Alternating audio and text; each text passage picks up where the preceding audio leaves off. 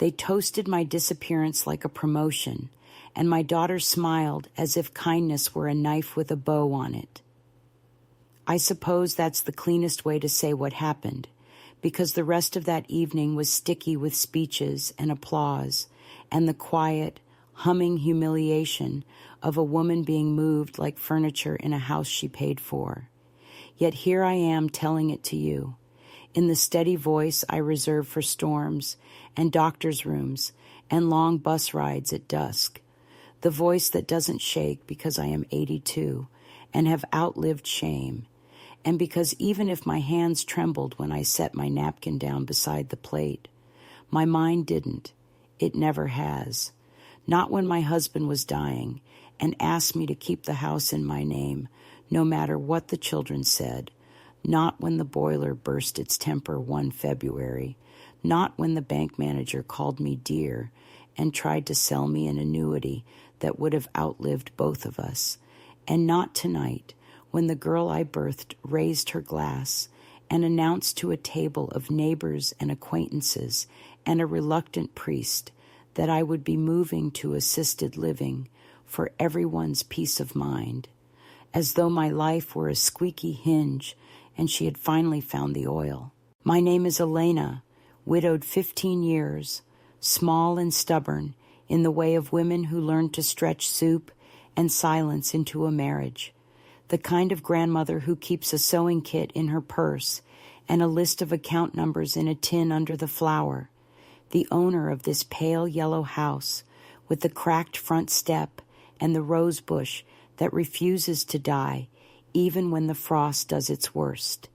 And at the moment, I am sitting in my own dining room while pretending to be a guest, wrapped in the polite fog. Other people exhale when they need you to be grateful for decisions you did not make, counting forks and exits while the roast grows cold and the speeches grow warm. And if you wonder why I didn't shout, why I didn't slam a palm on the table and send the wine to the tablecloth in a red confession, understand that survival taught me different tricks, taught me that the most dangerous thing in a room is not a loud woman, but a quiet one who knows exactly which papers are in her locked desk and which keys are on the ring they never noticed. They had set the table with my wedding china, the thin white plates with the little cobalt garland, plates my daughter once called too delicate for real life, though tonight they were apparently strong enough to hold her generosity. And around those plates sat people who knew my name but not my temper, people who had watched me weed the front garden with my ridiculous straw hat and assumed I was docile because I had failed to complain at the appropriate volume. And there was a centerpiece of eucalyptus that smelled like a memory I could not place. And the priest, who was only there because he lives 2 doors down and drinks more whiskey than he should, leaned in to tell me how wonderful the facility was where his aunt had passed her final months. And he said, they make a very dignified omelet, which is something I had never heard about an omelet before. And my daughter, whose face has grown smooth and hard in all the places where mine has softened and buckled, squeezed my hand in a gesture practiced enough to look like tenderness from across the room and said, you won't have to worry about stairs anymore, Mom, or bills, or that old furnace, or the garden getting away from you. And I smiled in the way I learned from nurses, the way that covers a battlefield with a blanket. And I said, actually, my darling, the only thing I won't have to worry about is how to tell you gently, so I won't. I'm selling this house, the one you and your husband have been living in rent-free, and I will decide where I go next. And then I buttered my bread so carefully, you would have thought the butter was law. Do not mistake me for a saint of restraint. I have shouted in my life. I have thrown a shoe at a wall and dented the plaster. I have turned off a radio with a violence that shocked the cat. But the older I grew, the more I understood that fury is expensive and that a ledger balanced in silence can still buy you a door. And I will tell you that the door I saw that night did not open onto a facility with clean quilts and a calendar of crafts. It opened onto the same house, but with the air returning to my lungs, because the truth that should be carved into the lintel is this: I never stopped owning my home, and I never stopped owning myself, even when they began to speak about me as though I were already in a smaller room. I listened to their plans the way one listens to weather one has already prepared for, and perhaps it will sound cruel if I admit that a certain calm fell over me as my daughter described a studio with a view of a willow and a kitchenette fit for soup, because calm does not always mean agreement. Sometimes it is the stillness of a bow before the note, and inside that stillness I was counting the ways they had rehearsed the narrative, the opened mail that arrived on the hall table slit and innocent, the brochures that had appeared in my knitting basket like mushrooms after rain, the way my daughter had started setting my pills in a weekly organizer as if I hadn't managed my own body through childbirth and widowhood and flu seasons without a steward, the gentle suggestions about decluttering, the casual relocation of my husband's chair to the garage until we make space, all of it small, all of it reasonable, all of it forming a rope. When the toast ended and the air loosened a fraction and the priest remembered his glass, when the cousin from 2 towns over offered to help me pack when the time comes, and the neighbor with the labradoodle asked if the facility allowed dogs to visit, when dessert landed like a white flag, panna cotta, a soft sweetness that wobbled with conviction, I excused myself to the kitchen, not because I needed anything, but because a woman should be permitted to put her hand on her own counter after being informed that her life will be relocated, and in the yellow light that has seen so much chopping and steam and winter afternoon tea, I set my face over the sink and breathed, and I felt the oddest gratitude toward the eucalyptus, because its sharpness cut through the stage kindness of the evening and reminded me that plants defend themselves if you listen long enough. I found the envelope in the drawer where I keep rubber bands and warranties, a drawer no one thinks contains anything of consequence, and I touched the heavy paper the way one touches a sleeping animal, not to wake it, but to reassure it. And I remembered the afternoon 15 years ago when the attorney slid those papers toward me and said, after my husband's funeral, he wanted to keep things simple, Elena. And I had nodded, because simplicity is another word for protection if you're the one who benefits. And beneath my palm tonight lay the all too complicated simplicity of my name in the correct places and the absence of my daughters in any that mattered.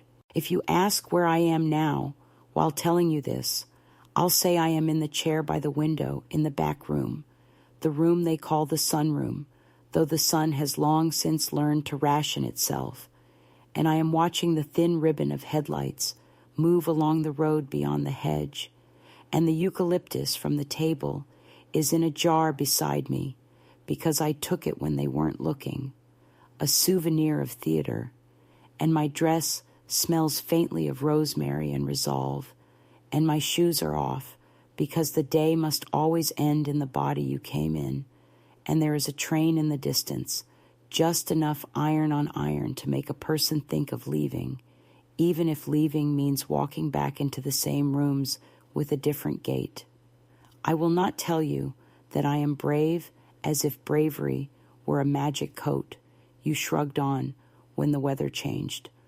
I will tell you that I am practiced, that I have written lists in columns thin as praying, that I have the number of a woman at the bank who does not say dear, that I have the locksmith's card in my wallet and the realtor's card in the book I pretend to be reading, that I have the habit of making soup and plans at the same time because both taste better the next day. Back in the dining room, my daughter laughs in a tone I wore like a dress in my 30s. My son-in-law tells a story about an investment that found its footing. The priest coughs delicately and asks if anyone has seen his glasses, which are sitting obediently on his head. And I understand that the great insult of getting older is not the ache or the ladder of pills, or the way the mirror begins to write a different sentence than the one you remember. It is the assumption that you can be managed, that love becomes a spreadsheet with your name in the expenditure column, that concern, when repeated often enough in a careful voice, can be made to pass for consent. And so I sit there, 82 and not finished, butter cooling softly on the knife, and I decide that if they insist on mistaking my silence for absence, I can use their mistake the way a swimmer uses an undertow, not to drown, but to reach a shore they didn't notice. And that is why I didn't make a scene, because a scene is a room they built. I am busy opening the door they forgot is mine. You may ask why I'm telling you all this at such length, why I am stretching the thread of one dinner into a spool that could bind a chair, and the answer is practical and unromantic. Introductions matter. The first cut of the story matters, and if you begin with the china and the speeches and the eucalyptus, you might think I am a woman being escorted, while if you begin with the knife and a bow sentence I began with you, we'll see that I am a woman who takes the ribbon off and keeps the blade, and that the place where I live now, even if for a handful of days more, is the place I built with a man who once came home with paint on his hands and said, "Yellow, Len, this house wants to be yellow." And I said yes, because some things you say yes to and some things you don't. And a facility with dignified omelets is not a yes. Not tonight, not from me. So I sat there while my daughter rehearsed her kindness to the audience, and I rehearsed my counterpoint to the door, and the only short thing in the room was the distance between the girl I was when I learned to sign my name and the woman I am now, who still knows how. And when she said, "It's for everyone's peace of mind," I finally found my own, not the quiet of surrender, but the stillness of absolute intention, which is a peace you carry out of a room without asking who approves.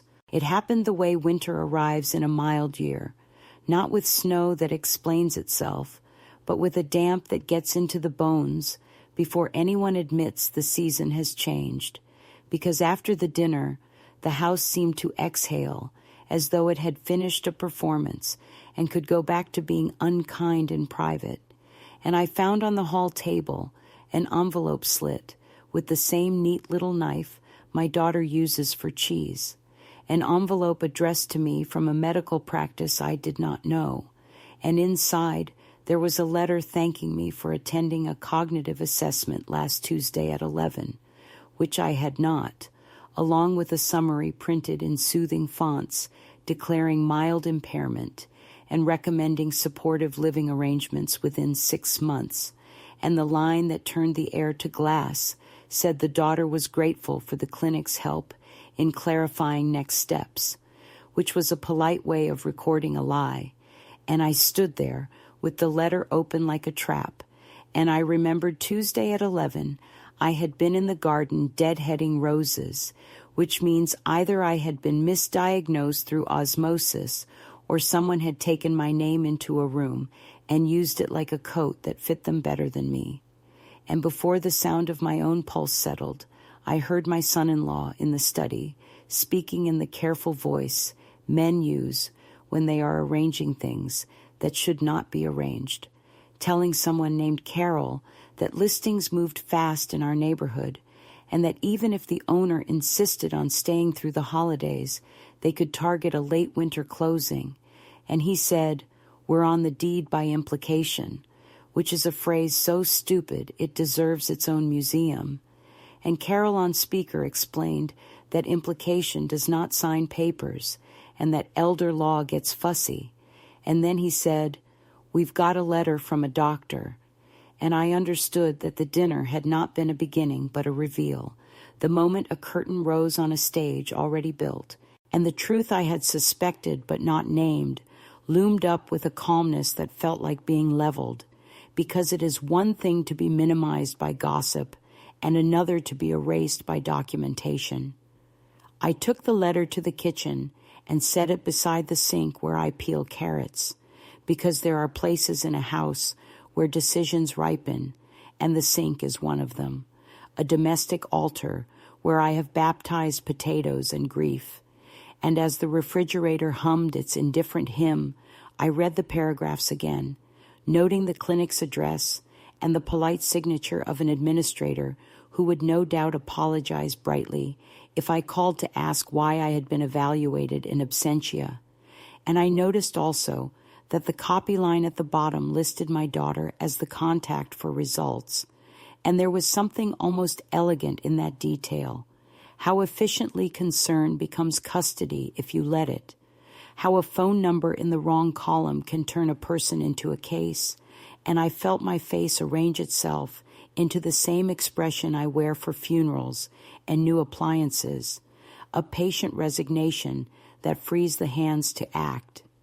I went to the desk in the back room and unlocked the drawer that never draws attention because it is ugly and sticks, and I took out the folder with the deed and the secondary papers and the letter my husband wrote me when we refinanced 15 years ago, the one where he said that the house should always be our harbor and never our leash, and I slid everything into my purse like I was packing a small and loyal animal.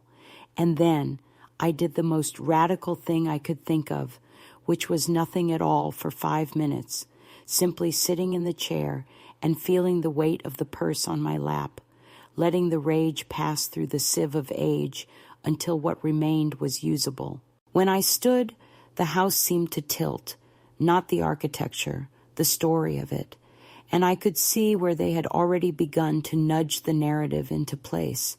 The pill organizer that arrived as a gift, the 2 new handrails that appeared on the back steps as a kindness, the way my mail had stopped coming through the slot at noon and started appearing on the table at dinner, as if letters now preferred darkness. And because I am an old woman who has lived long enough to know that accidents seldom repeat themselves so neatly, I went looking for the other footprint, the twin to the forged appointment, and I found it in the laundry room on the top shelf where my daughter stores the good detergent, a glossy folder from a boutique assisted living complex with a cover photograph of a pond so calm it looked sedated, and a list of amenities that read like a ransom note: chef-curated meals, memory garden, on-site salon, social coordinator, and at the back a page with my name typed in an empty box labeled prospective resident, beside which my daughter had written in pencil, tour confirmed, and underneath in her handwriting that has always been pretty when she wants something, a note that read, "Mom responds better to choices. Keep tone soft." I will not tell you the noise I made because it was not language. I will tell you the shape of it, a long, low thread that tied together hospital corridors and PTA meetings and evenings I ate late because everyone else's plate mattered first, a thread that tightened without breaking. And when it quieted, I did what any woman does who has been shepherded toward the edge and finds out she still has knees. I put on my coat. I put the clinic letter in my purse. I left the house by the side door, the way I used to when the babies were sleeping, and I walked to the corner where the bus sized twice before deciding, and I rode into town with my purse on my lap like a promise. At the clinic, the receptionist wore a headband that sparkled like small defiance and spoke to me with the efficient kindness of women who have mothers. And when I handed her the letter and said I would like to correct a misunderstanding, she tapped keys and frowned delicately, then called for a supervisor who arrived with a smile so polished you could see the reflection of your better self in it. And together they walked me through a chart that bore my name and my date of birth, and an address that was indeed my house, but also bore notes written by someone else describing me as forgetful about dates and increasingly withdrawn and reluctant to make decisions. And when I asked who had provided that history, the supervisor tilted the screen and showed me my daughter's name in the space labeled historian, and I realized how easy it is to edit a person when you live with them and nobody is watching, and how reasonable each small claim looks when it does not have to live beside the rest of the person.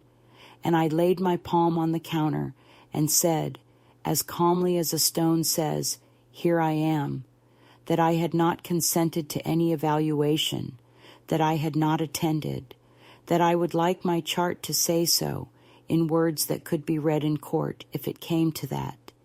And the supervisor, to her credit, moved with the serious grace of someone tidying a spill before it spreads, adding an addendum in my presence that noted the discrepancy and flagged the file for physician review. And then she printed the addendum and handed it to me and said, "Do you have support at home?" And I laughed in a way that made us both look down. From there I went 2 blocks to the bank, because a catalyst is not an idea unless it touches money. And I sat with a woman named Siebel, who wore a cardigan the color of tea, and explained to me what the joint account would allow and what it would not. And we moved 3 bills into places where only my signature could find them. Not because I planned to starve anyone, but because starvation, like love, begins with access. And Siebel looked at me the way you look at a person who shows up on a rainy day without an umbrella, but with a map. And she said quietly, "If you need a notary, we have one on Tuesdays." And I said I would see her Tuesday.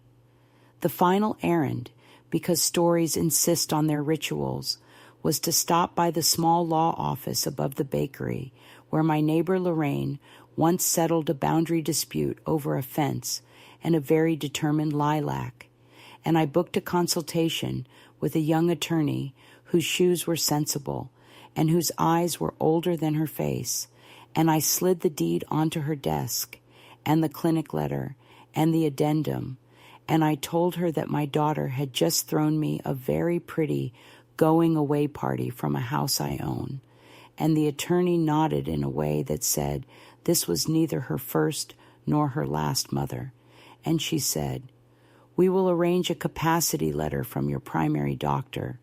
We will prepare a notice revoking any informal assumptions, and we will draft a statement for any realtor who calls that no transaction will occur without your express consent in writing." And she said it like bread, steady and nourishing, and in that moment the season changed back inside me, the damp leaving, a frost taking hold that preserves what it touches instead of killing it. I went home by a different route so my steps would not feel rehearsed, and when I let myself in by the side door, I heard the dishwasher and the distant chatter of a television pretending to be company, and I set my purse on the table and smoothed my skirt and poured a glass of water and drank it all. And only then did I call my daughter into the kitchen, and when she arrived, she wore that open face I used to stitch onto dolls, a look that invites you to forgive before you know the charge. And I held up the clinic letter and said, in a voice careful enough to be counted, that if she ever used my name to open a door I had not chosen again, she would find the locks changed and the utilities in my sole custody, and the realtor instructed to ignore any inquiries that did not begin with "Elena says." And she began to cry in a way that would have moved me when I was younger and did not yet understand that tears can be both rainfall and strategy. And she said she was afraid for me, and I said I understood fear, but preferred it honest. And she reached for my hand, and I let her take it, because I am not training myself out of touch at my age. And I told her we could speak tomorrow, after she had slept, and after she had called the clinic to correct her story. And then I added, like a woman placing a final trivet on a hot table, that there would be no move to assisted living unless and until I chose it, and that I had already begun the process of selling the house on my terms. And she made the little noise people make when they discover the ground is not where they left it.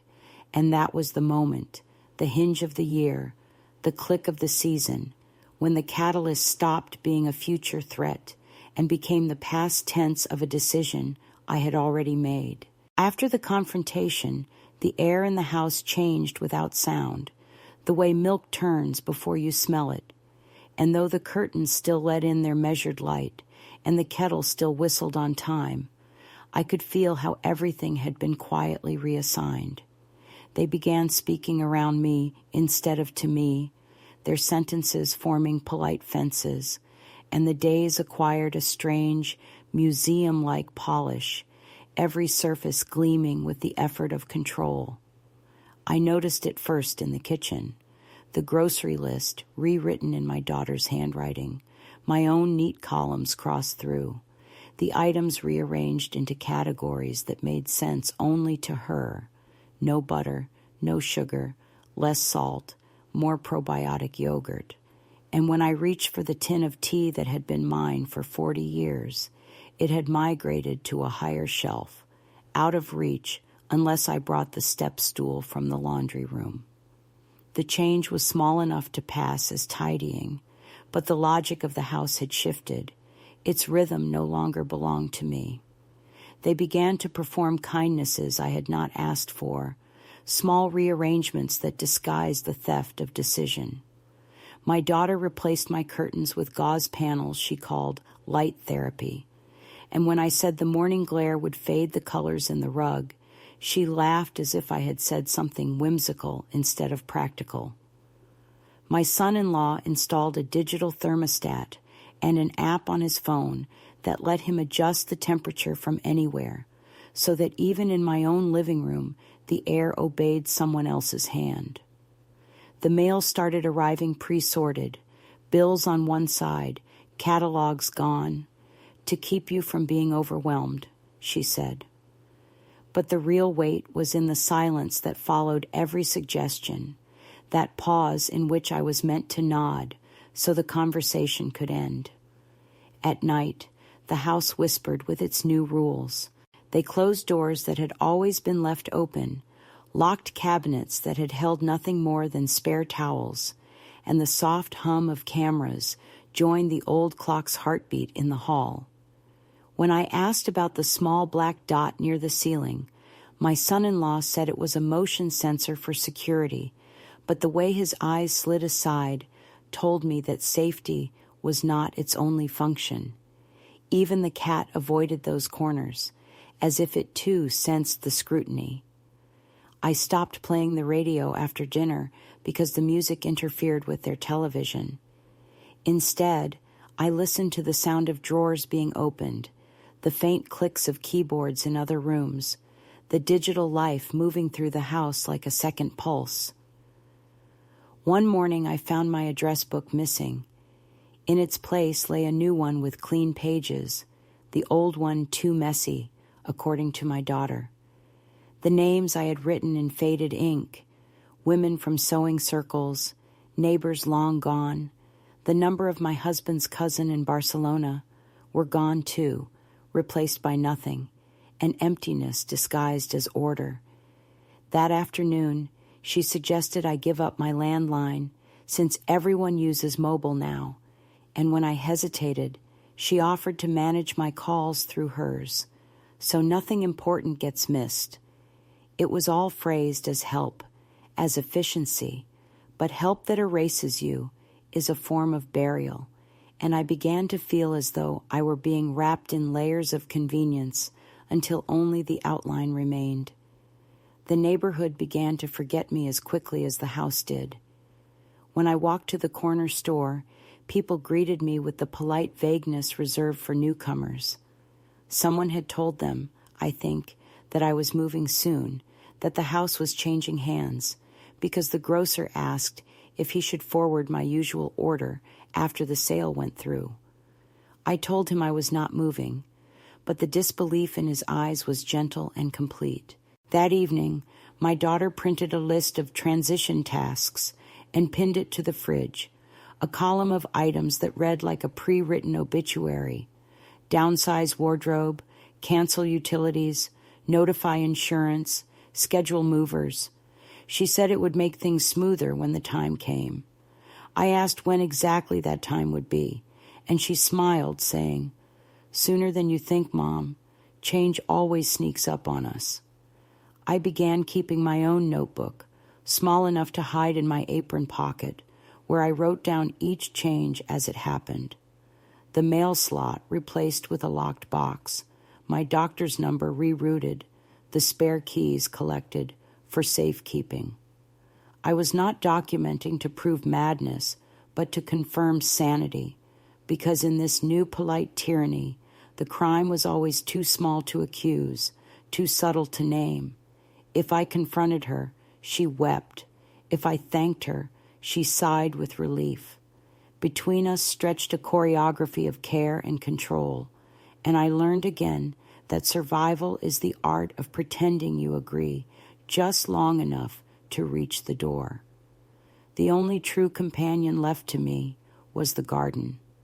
They neglected it, called it high maintenance, but I tended it early before they woke, kneeling in the damp soil, pruning quietly while the dawn light soaked into my sleeves.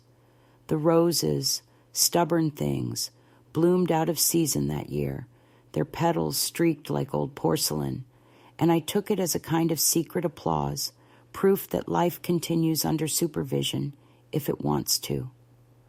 One morning, kneeling there, I saw through the kitchen window my daughter holding my purse open, counting envelopes. She froze when she realized I was watching, then smiled and said she was looking for coupons. I said nothing, but that night I moved the important papers into the lining of an old coat. The coat smelled of mothballs and independence. In late autumn, they began to speak openly about the move. Boxes appeared in the garage labeled linens, keepsakes, pantry, as though I had already agreed to vanish. They arranged visits from realtors just to get an idea of the market, and when I protested, my daughter said, "You can't cling to square footage, Mom. It's not healthy." Health, I realized, had become the vocabulary of conquest. Every boundary crossed was justified by my well-being. When they left the house one Saturday, I walked from room to room taking photographs, not for sentiment, but for record, proof of what existed before the next erasure. The camera caught the glare of afternoon on the dining table, the outline of the rug where my husband's chair had stood, the light that still recognized me even if they did not. The escalation was not loud. It moved like mold under wallpaper, invisible until you smelled it. They began correcting my memory mid-sentence, finishing stories for me with revisions that cast them in better light. My daughter told friends at dinner that I was getting forgetful, laughed softly about my selective memory, and each time I heard it, a small piece of my own history loosened from the wall. I stopped correcting her because argument only proved her point, but inside I began to keep a parallel version of events, one that belonged to me alone, stored like smuggled goods. I discovered that dignity could survive exile if you gave it a room in your mind. The night before winter truly came, I overheard them whispering in the hall about timing it before the holidays, and the phrase slid into me like a shard of ice. I knew then that they had already chosen the date.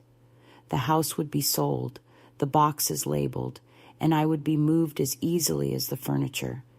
Yet even as fear pressed against me, I felt something stir beneath it, a kind of patient clarity, the return of my own pulse after months of borrowed rhythms.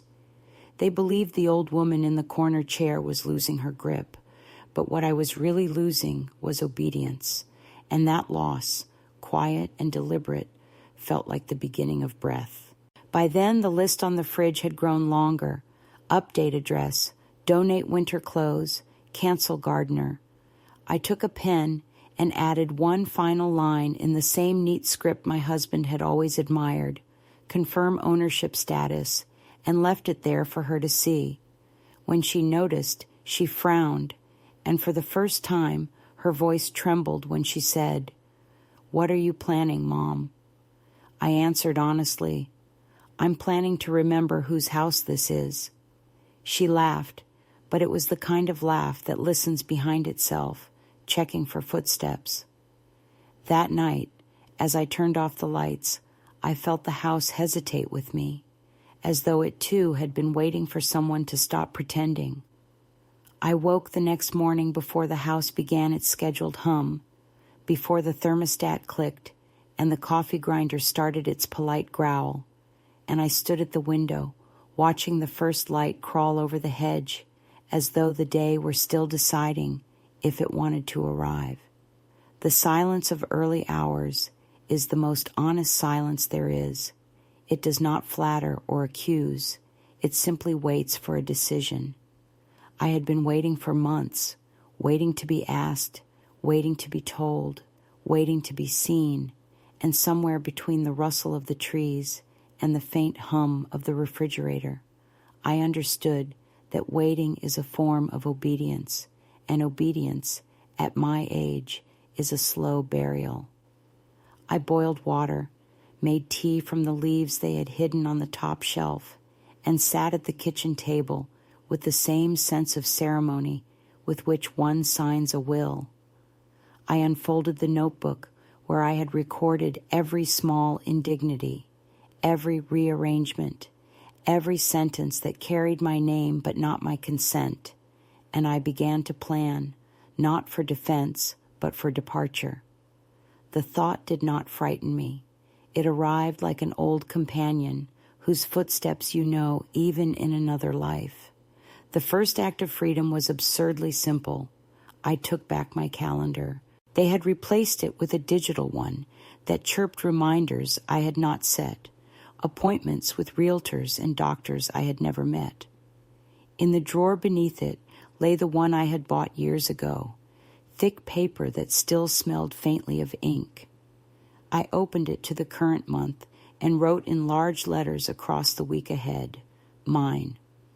The second act was to call my attorney and tell her I was ready to move forward with the papers we had discussed. Her voice, brisk and awake, told me she had anticipated this. She would prepare a sale authorization, not to hand them power, but to reclaim it.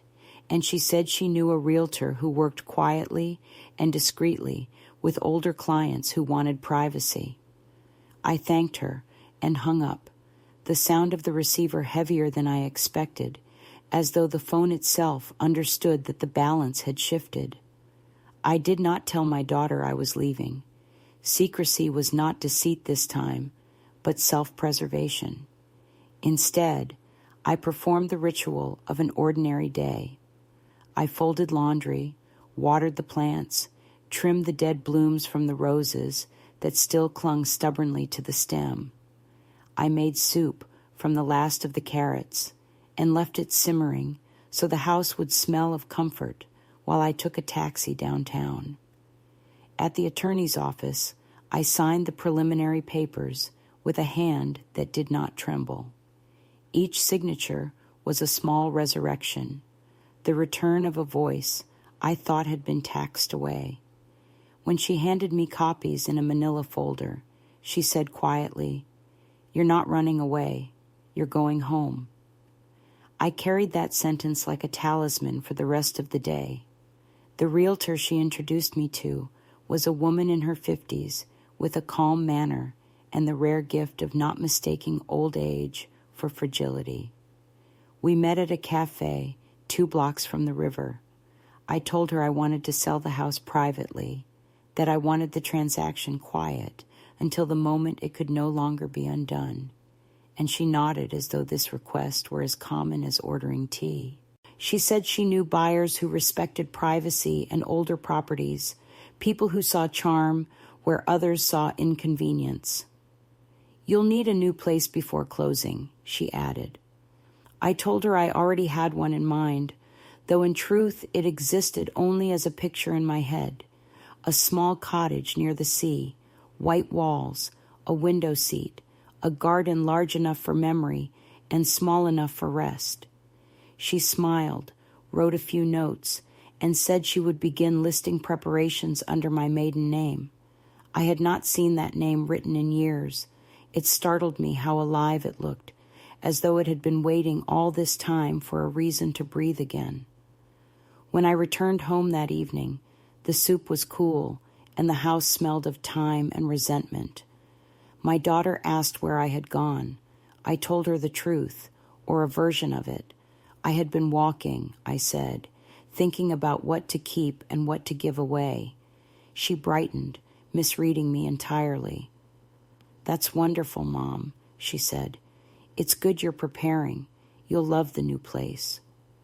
I nodded and stirred my bowl, letting her believe she was still the author of the story. It was easier that way, and besides, victory, when it comes, should arrive dressed as politeness. Over the next week, I began the quiet exodus of my possessions. Each morning I carried a small bag to the post office, sending parcels to a rented storage locker under my own name.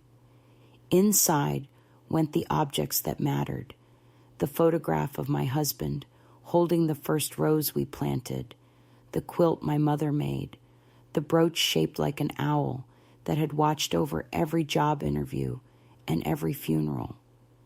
I left behind the things that did not belong to me anymore: the modern plates, the scented candles, the ornamental cushions that smelled faintly of surrender.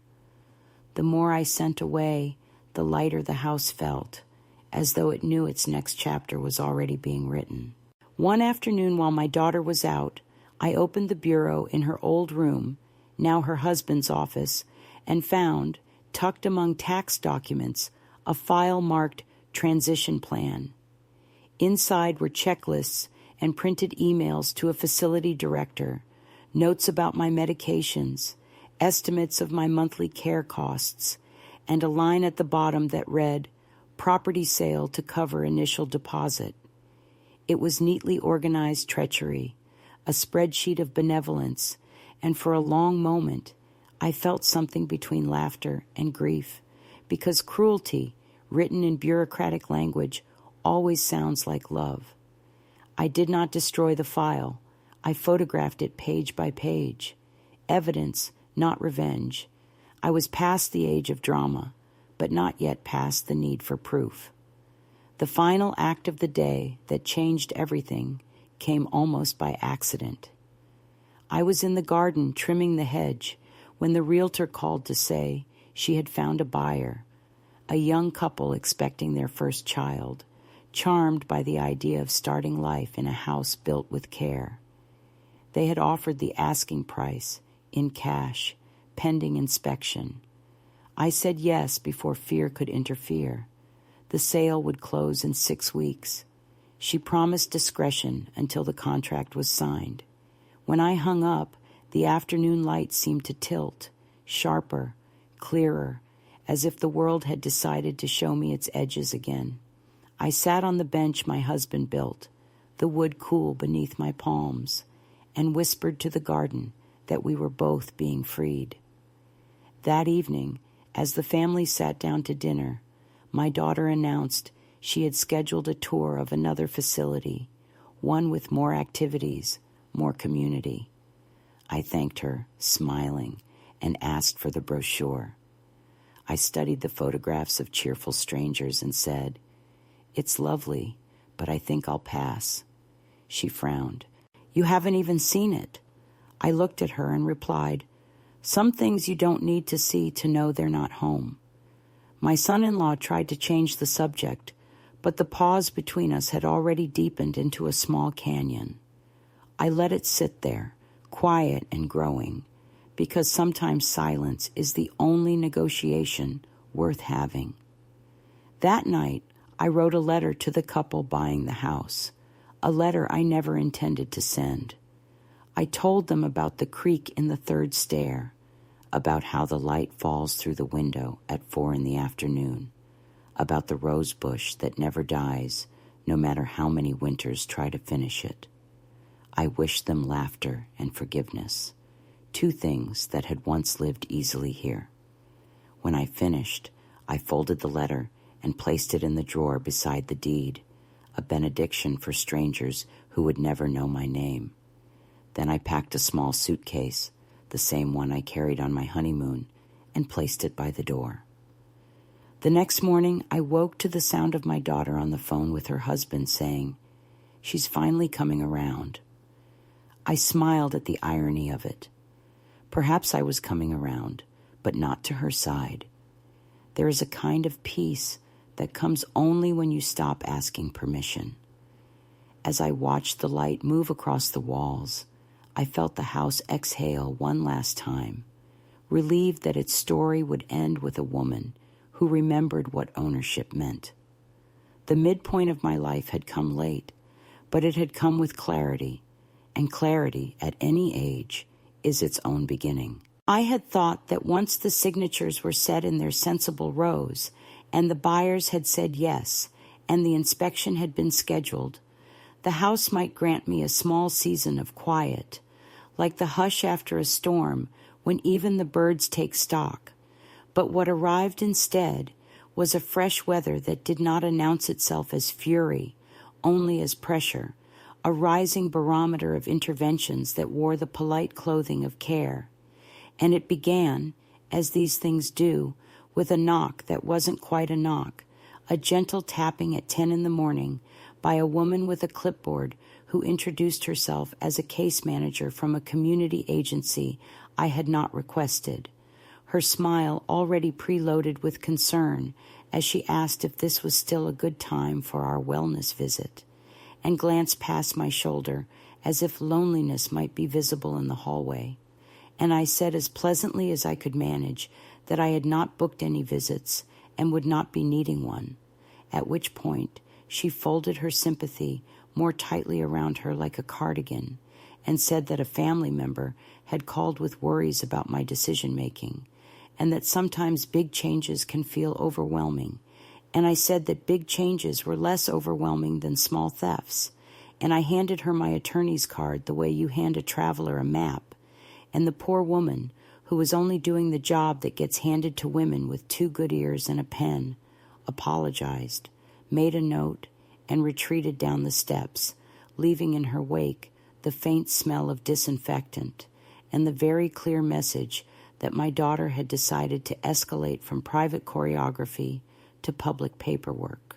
That same afternoon, the doorbell rang again, and there stood a home inspector with an apologetic grin, not the one we had scheduled, but a second one sent by my son-in-law, just to be thorough. And when I told him the sale already had a licensed inspector assigned, he laughed lightly and said he'd been told the seller was hard of hearing and might forget. And there was a little beat in which I considered showing him what memory looks like when it sharpens. But instead, I called my realtor on speaker and asked her to explain to him, and she did with a steadiness that made me love her for a minute. And the man, who was not unkind, looked embarrassed and went away, leaving me in the doorway with the realization that we had entered the phase of duplicate efforts and parallel narratives, the kind of campaign where every hour is filled with a small proof offered against you. The next day, my daughter arrived with flowers and a voice trained for sympathy, set the bouquet on the table without water, as if color could solve structure, and told me she had been thinking about the buyers and the timing and the holidays and how grief can sometimes dress up as a project. And then she produced a folder as if she were leading a meeting, inside of which were printouts of articles about elder scams and a bulleted list of concerns she wanted me to address before the sale. Had I read the contract carefully? Had I considered the tax implications? Had I really understood the difficulty of moving in winter? And while she spoke in that deliberate, careful cadence, I watched the place where her throat pulsed and saw the girl she used to be, stubborn and bright and hungry for control, because it made fear smaller. And I told her that I appreciated the research and that I had hired people whose job it was to understand what she gathered in headlines. And then, because escalation has its own gravity, she said quietly that if I insisted on pushing forward, she might have to explore legal options to protect me. And there it was, the soft velvet cover on the steel. So I opened the drawer and took out the addendum from the clinic and the letter from my attorney and placed them on the table between the flowers and the folder and said that protection was a beautiful word, and I had wrapped myself in it for a long time, but that from now on it would be lined with my signature. And she flinched the way someone does when a mirror finds them from an unexpected angle, and then she cried, not loudly, not asking to be consoled, just a quiet leaking that reminded me of the faucet that once needed a new washer, and I gave her a towel and told her to breathe. And I watched the leaf of one of the flowers brown at the edge where the air was dry. That evening, a letter arrived by certified mail from a lawyer whose stationery had too many fonts, announcing that my children had serious reservations about my capacity to enter into major financial transactions, and requesting that I refrain from any sale until a neutral evaluation could be conducted. And I sat at the kitchen table and read it twice, and then a third time, not because I doubted the contents, but because the absurdity of being simultaneously infantilized and sued requires repeat exposure to metabolize. And after the third reading, I felt a peculiar calm and brewed tea. And while the kettle sang, I composed a reply in my head, imagining the rhythm of it as I would imagine the steps of a dance, which is to say I counted. First, we will obtain a capacity letter from the physician who has treated me for years. Then we will file notice of attempted interference. Then we will send a copy of the contract. Then we will smile. Then we will sleep. When sleep did come, it came thin, flaking like old paint, because escalation does not content itself with daylight. It makes a racket in the mind's attic at night, banging suitcases labeled, "What if and maybe you should." And the way I kept it from stomping around was by laying out clothes for morning and putting my boots by the door and setting the folder with all the papers on the chair by the window, a small altar of readiness. The pressure found other roots. A neighbor, kindly and confused, stopped me at the mailbox to ask if I was being taken care of. And when I assured her I was taking care of myself, she looked relieved and then embarrassed. And she said she had seen something online, a post my daughter had written about the heartbreak of helping an aging parent who refuses assistance. And the comments were what comments always are. A chorus of approval for the person who speaks first, an outpouring of advice from those who do not live in this house and never counted the cracks in the ceiling. And I said thank you to the neighbor and went inside and closed the laptop I had used only for recipes and letters to an old friend, deciding that for the next few weeks my world would shrink on purpose to hold only the people who could tolerate silence. The buyers came for their official inspection on a Thursday that smelled like rain, even though the sky held itself together, and my daughter chose that morning to stand in the driveway with her husband, faces arranged in concern, greeting them with the kind of hospitality that looks like propriety and sounds like sabotage, and I could see her trying to be careful and failing, sprinkling the conversation with remarks about the age of the wiring and the pitch of the roof and my mother's confusion about dates. So I did what I used to do when a pot boiled too hard. I turned down the heat by stepping into the doorway and introducing myself to the buyers and the inspector and the woman from the title company, and making sure every sentence I spoke had the word I in it, not as a weapon, but as a fact. And when my daughter tried to engage me in a side conversation about boxes and trucks and costs, I smiled and said we could speak after the professionals had done their work. And in the stillness that followed, I felt my husband's chair, though gone, settle itself at my back the way memory does when it knows you are in a fight you did not ask for. 2 days later, my son, who has always preferred the safety of distance and advice, called to say he was flying in to mediate, and I told him he could come for dinner and bring only his appetite and his ears. And when he sat at the table with his sister and her careful folder and the flowers that had finally found water, I watched them both, my children, these grown people who carry my chin and their father's temper. And I said that I would not be audited in my own home by my own blood, and that if they wished to ask questions about the sale, they could ask the realtor and the attorney and the inspector and the bank, because those were the people compensated for their curiosity.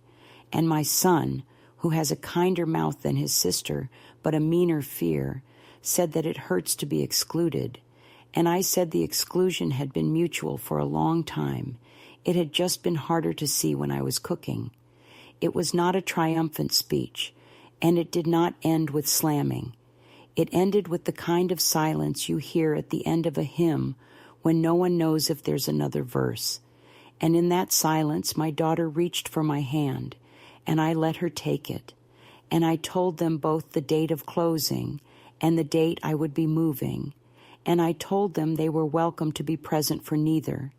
And then I stood up and washed the dishes because someone had to. As closing drew nearer, the house itself joined the pressure, not by misbehaving, but by remembering loudly. The tap that always needed a nudge, the cupboard that sighed when you opened it, the smell of cold toast that only this kitchen makes. And I walked through each room and apologized for taking so long to choose myself, as if the rooms were old friends I'd failed to write. And while I apologized, I packed, not frantically, but with the discipline of a nurse, laying out instruments, wrapping the framed photos in brown paper and string, tucking the recipe cards into a tin that had once held cookies, folding the quilt along the seam my mother had corrected twice, and with each box, the escalation outside sounded thinner, pied, like a fox that realizes the henhouse has been reinforced and begins to bark just to hear itself. The case manager called back, gentler now, saying she had closed the file, but that I should keep her number, and I thanked her because gratitude is free. And the lawyer, with too many fonts, sent another letter which my attorney ignored, with the elegant power of a professional who understands that not every noise deserves an answer. And my daughter increased the volume of her worry in public spaces while lowering her voice at home, the way a person does when the audience shifts and the story needs a new villain. The second to last Sunday, I went to church, even though I had long ago drifted from the habit, not because I was hunting for God, but because I wanted to sit among people who understood that some words should be sung before they are believed. And in the pew, I watched the priest, not the whiskey neighbor, but the official one, lift his hands and ask for mercy in the old language. And I realized that mercy is not always the wish to be spared. Sometimes it is the wish to be allowed to complete a decision without interference. And I slipped a small prayer into the same pocket where I kept the locksmith's card. A prayer that said only, "Let me finish." When I stepped outside, my daughter was waiting by the steps with a smile that had given up, and she said she had spoken with the buyer's agent and expressed concerns about me, and she asked if I hated her now, and I said I did not, that hate is a tether, and I was finished being tied, and I watched something soften in her face then, a slackening that looked like the beginning of adulthood.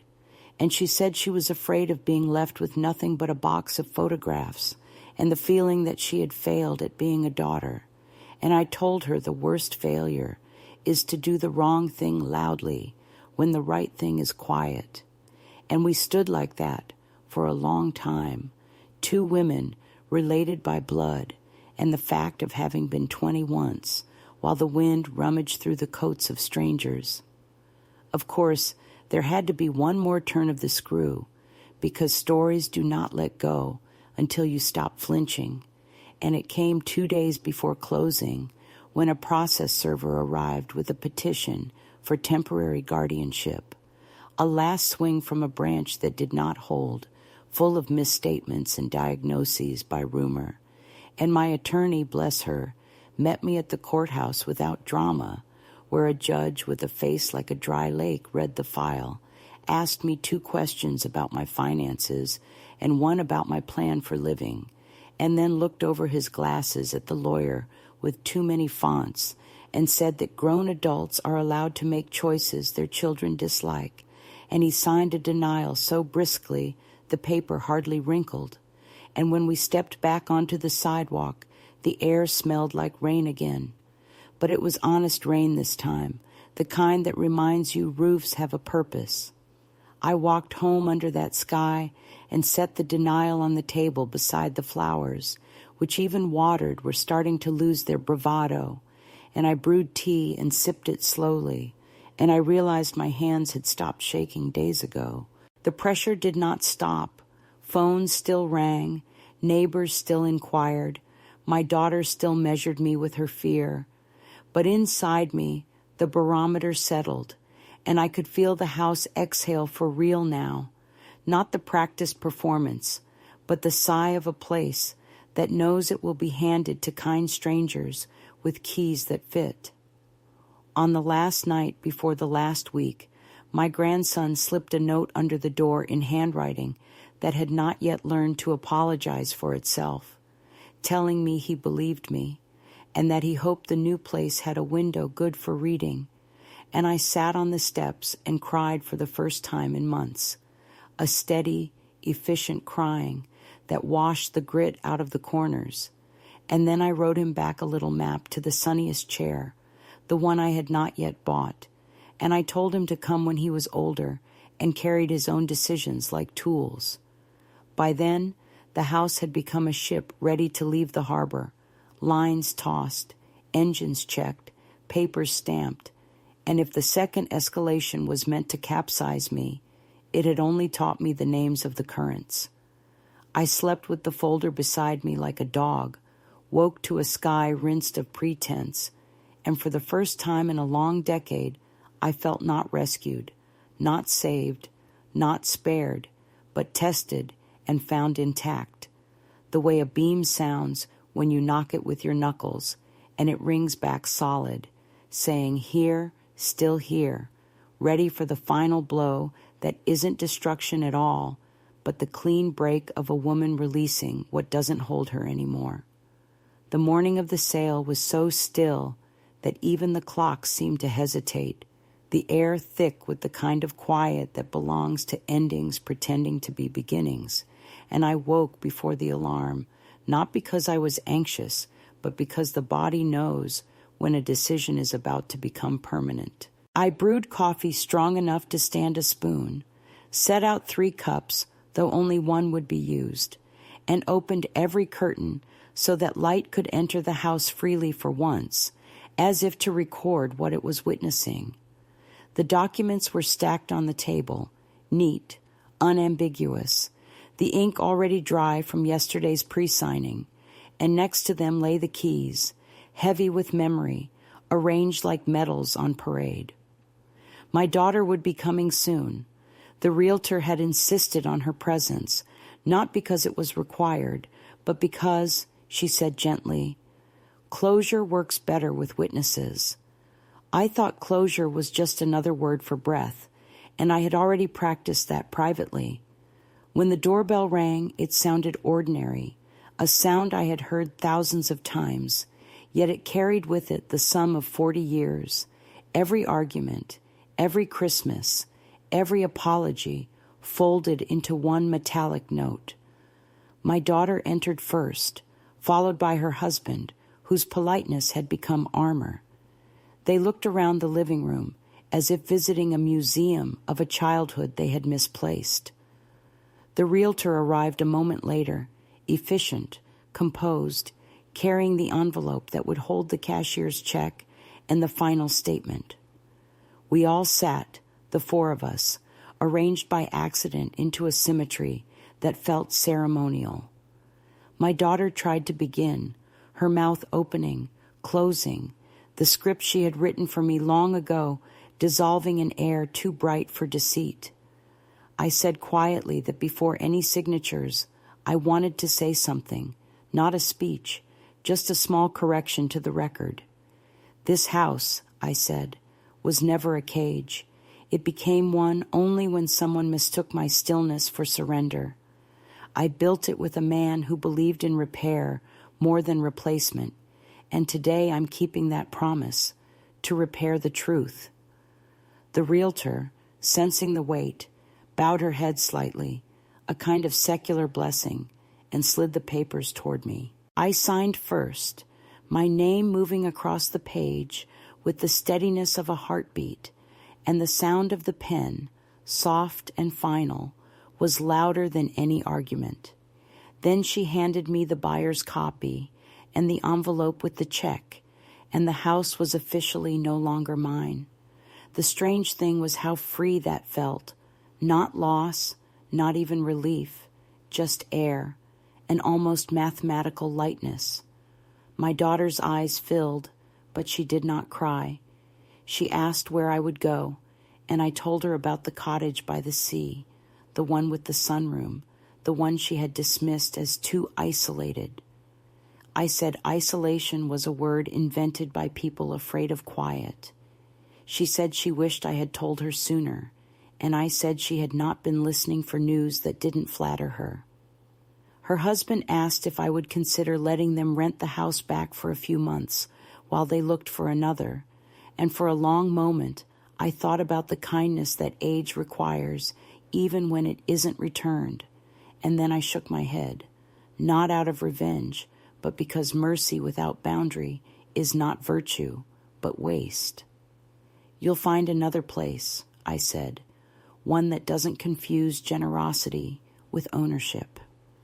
The realtor cleared her throat softly, the signal that all business had been concluded, and she gathered the folders and stood. I rose too, not because ceremony demanded it, but because the act of standing has its own eloquence. My knees complained, my heart didn't. I reached for the vase of flowers, new ones this time, not the wilted apology of weeks past, and handed them to my daughter. Take these, I said, so something in this house remembers you kindly. She held them awkwardly, as though they were heavier than they looked. We walked through the rooms one last time. I narrated quietly to the walls, telling them where I had left things, the small screwdriver in the third drawer, the trick of the window latch in the guest room, the way the floorboard near the piano always sighs before the storm comes. I think I was speaking as much to myself as to them, a recitation of proof that I had lived here awake. In the kitchen, she asked if I wanted to keep anything from the cupboards, and I said no, that the taste of a place remains in your mouth long after the plates are gone. At the doorway, she turned, looking smaller than she had in years, and said, I don't understand why you had to make it like this. I told her it had always been like this. She had just preferred the version where she was right. There was no anger left in my voice, only the flat clarity of fact. When they left, the echo of their shoes followed them down the walk, and I stood alone in the emptied space, listening to the house rearrange itself into memory. The realtor returned briefly to lock up and handed me the envelope with the closing check.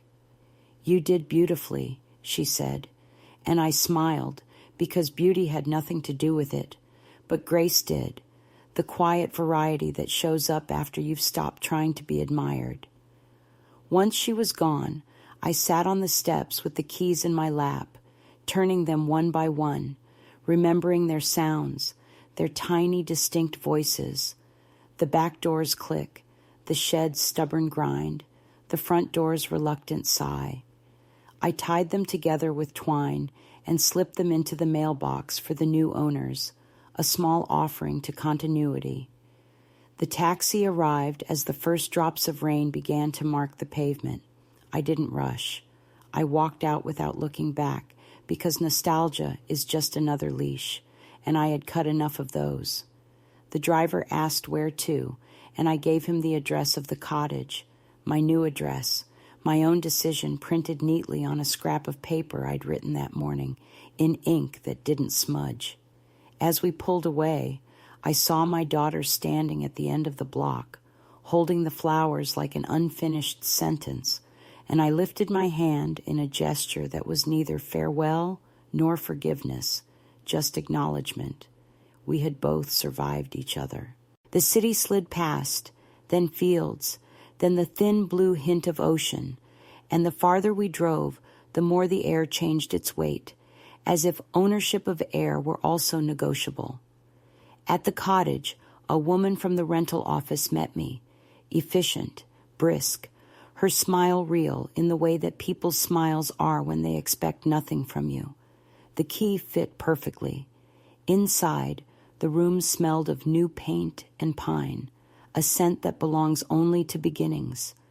I unpacked one box, the essentials, the photograph of my husband, the owl brooch, the kettle, and set them in their places. Then I opened the window. The sea was near enough to hear, but far enough to remain mysterious, a kind of conversation partner that doesn't interrupt. I made tea, sat by the window, and for the first time in years, drank it while it was still hot. That evening, my daughter called. I almost didn't answer, but habit is a stubborn muscle.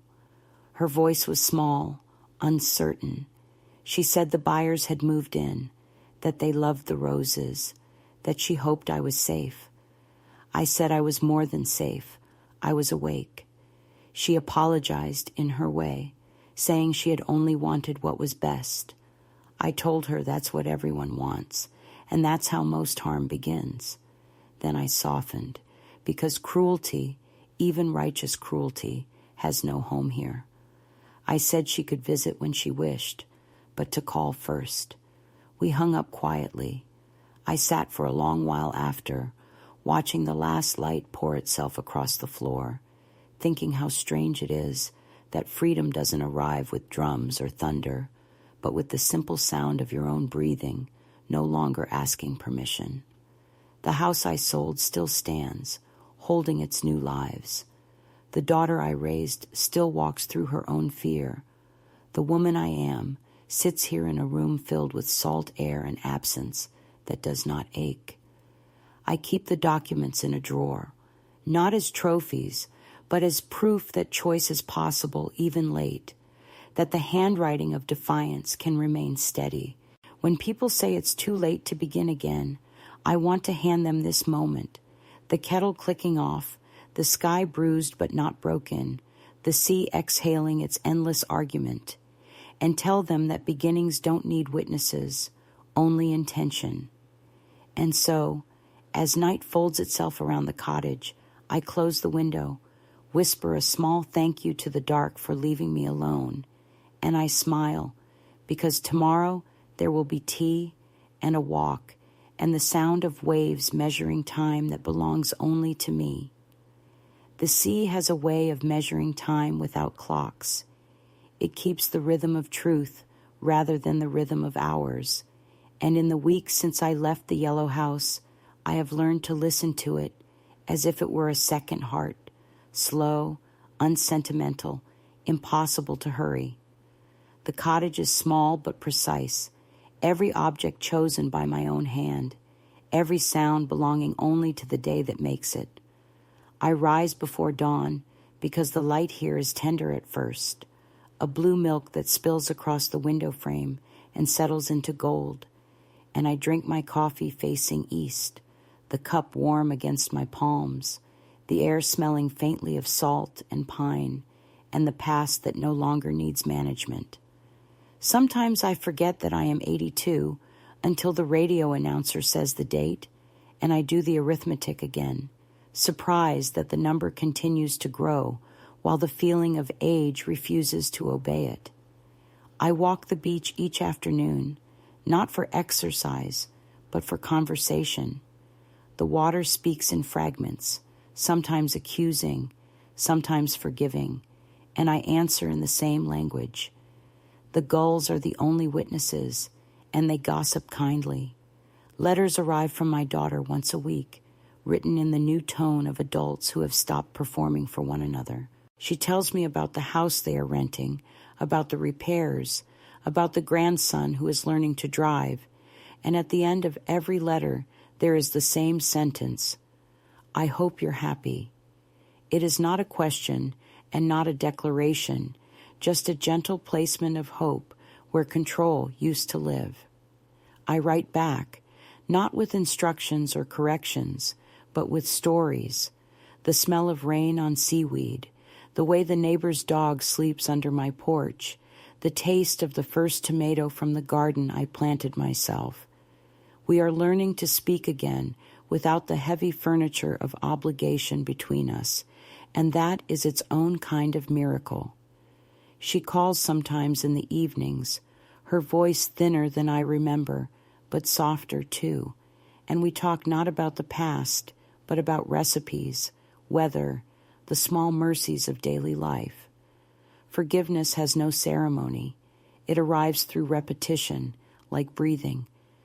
The house I sold exists now only in the photographs I kept in a single envelope, and when I look at them, I do not ache. The rooms seem smaller, the colors flatter, as if the camera caught the moment the story exhaled and became an artifact. I think of the young couple living there, the woman with the round belly and the man who ran his hand over the banister as if feeling its pulse, and I imagine them arguing gently over paint samples, making coffee, dropping keys, filling the space with the ordinary courage of beginnings. I do not haunt them. I gave them a place that had already learned endurance, and that feels like enough legacy for one lifetime. I am no longer the guardian of walls. I am the keeper of my own perimeter. Sometimes neighbors stop by, curious about the solitary old woman who moved in alone and smiles too much for a widow. They bring pies, questions, the cautious friendliness reserved for the newly relocated elderly. I let them sit on the porch while I pour tea, and they tell me their small tragedies and smaller victories, and when they leave, they always touch my arm, as if to confirm I am real. I suppose I am. It's just that reality feels lighter now, stripped of the weight of proving. On Tuesdays, I volunteer at the library, shelving books in the afternoon hush, the smell of paper and dust, a familiar cathedral. Children wave to me from the reading corner, and sometimes I read aloud, my voice steady, surprising even to me. The librarian once said, "You sound like someone who's been waiting to be heard," and I laughed because she had no idea how long the wait had been. In the evenings, I sit by the window where the sea turns to silver under the moon and think of all the women who might still be sitting at tables they paid for, smiling through decisions made without them, believing silence will keep the peace. If I could speak to them from this chair, I would not tell them to leave or to fight or to forgive too quickly. I would tell them to remember the quiet place inside where ownership begins, the place no contract can reach. Freedom is not a door swinging open. It is the steady hand that turns the key from the inside. I found mine late, but time, like the tide, is patient with slow learners. The cottage has begun to smell like me now, that faint combination of soap, tea, and books that has followed me through every address. On the kitchen shelf sits the owl brooch, not worn anymore, but watching, its small metal eyes unblinking, a reminder that wisdom is not knowing what comes next, but trusting that you will recognize yourself when it does. I have framed one photograph of the old house, not of the building itself, but of the rose bush in winter, its thorns jeweled with frost, because that is what I became in the end, something still capable of beauty after the season had declared otherwise. Each night I water the single fern by the window and whisper to it like prayer, "Stay green, stay stubborn, stay." There are still moments of loneliness, but they are clean, unpolluted by guilt. When they come, I make soup, I write letters, I walk until the wind names me again. Sometimes I think of my husband and the way he would hum while fixing a hinge, and I realize that what he left me was not just this stubborn heart, but the knowledge that repair is the gentlest form of defiance. I keep repairing the garden, my memory, the fragile bridge between mother and daughter, the faith that even now I am still capable of first times. If you are listening to this, if you are another woman sitting in a house where your voice has been misfiled under later, know that later is a lie. Know that your name is a deed written in muscle and breath, not in ink that others can erase. Know that you are allowed to begin at any hour. When the time comes, and it always comes, make your tea, gather your papers, open the door, and step through it without apology. I promise you, the air on the other side already knows your name.